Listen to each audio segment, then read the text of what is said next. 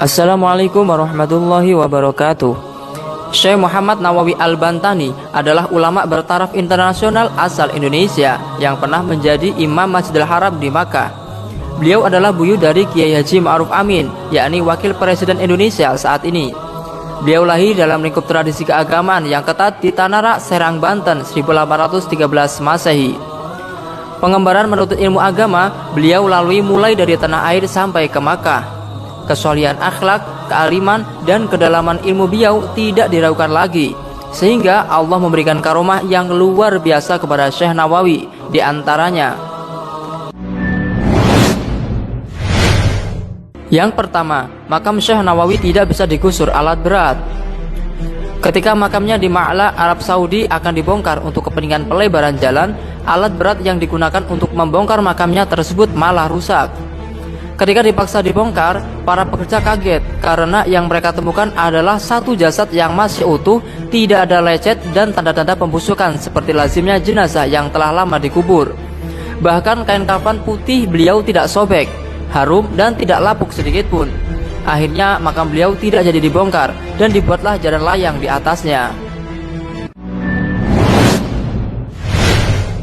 Yang kedua, melihat Ka'bah dari Jakarta. Masjid Pekojan yang dibangun Said Utsman bin Aqil ternyata memiliki kiblat yang salah. Kemudian datanglah Syekh Nawawi yang menyalahkan arah kiblatnya. Maka kagetlah Said Utsman.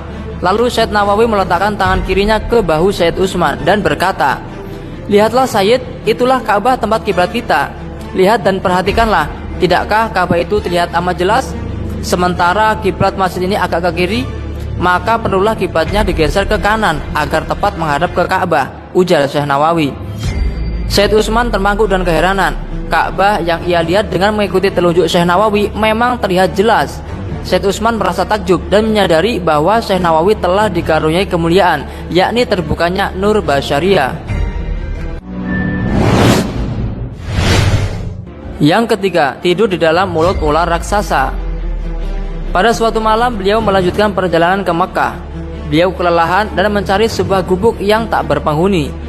Beliau menemukan lampu yang sangat redup dan kecil. Akhirnya beliau tiba di sebuah tempat tersebut dan mulai untuk beristirahat. Di benak beliau bertanya, "Kok dasar sol ini sangat lembut dan empuk ya?" Maka tidurlah beliau dengan meletakkan tongkatnya dengan posisi berdiri. Pagi pun datang dan beliau terbangun untuk sholat dan melanjutkan perjalanannya.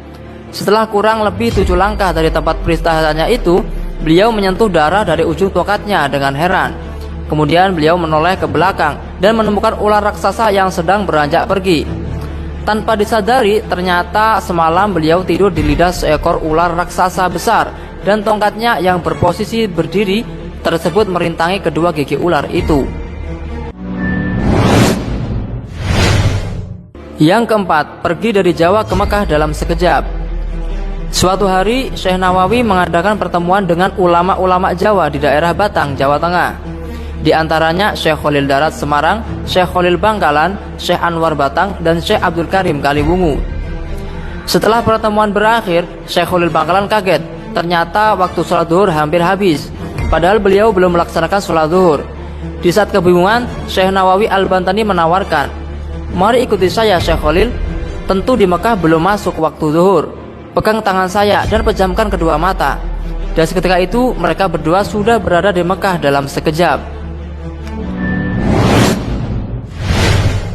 Yang kelima, menjadikan telunjuknya lampu. Saat dalam sebuah perjalanan, tidak ada cahaya dalam sukduf atau rumah-rumahan untuk menerangi beliau menulis kitab. Sementara aspirasi tengah kencang mengisi kepalanya. Syekh Nawawi kemudian berdoa memohon kepada Allah Ta'ala agar telunjuk kirinya dapat menjadi lampu, agar dapat menerangi jari kanannya yang digunakan untuk menulis itu. Kitab yang kemudian lahir dengan nama Maraqi Al-Ubudiyah Syarah Matan Bidayah Al-Hidayah itu harus dibayar beliau dengan cacat pada jari telunjuk kirinya. Cahaya yang diberikan Allah pada jari telunjuk kirinya beliau itu membawa bekas yang tidak hilang. Wallahu a'lamu bishawab. Terima kasih telah menonton kisah ini. Semoga dapat menambah rasa iman kita kepada Allah Subhanahu wa taala dan mencontoh akhlak dan perjuangan ulama terdahulu.